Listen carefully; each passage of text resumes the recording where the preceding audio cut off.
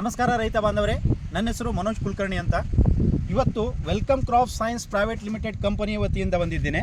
So ಇವತ್ತು ನಮ್ಮದು 3485 ಹೊಸ ತಳಿಯಾದ ಹಾಗೂ ಇದಕ್ಕೆ ನಂದಿ ಅಂತಲೂ ಕರೀತಾರೆ.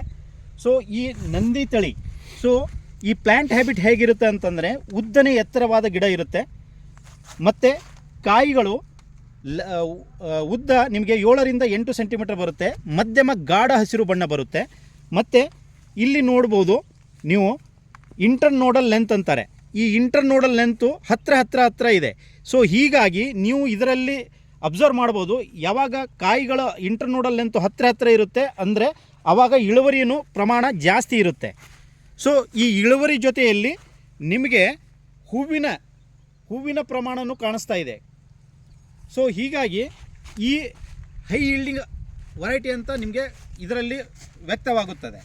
ಸೊ ಇನ್ನೊಂದು ಏನಂತಂತಂದರೆ ಇದು ಮುದುಡು ರೋಗಕ್ಕೆ ಹೈಲಿ ರೋಗ ನಿರೋಧಕ ಶಕ್ತಿ ಹೊಂದಿದ್ದಂಥ ಈ ಒಂದು ತಳಿ.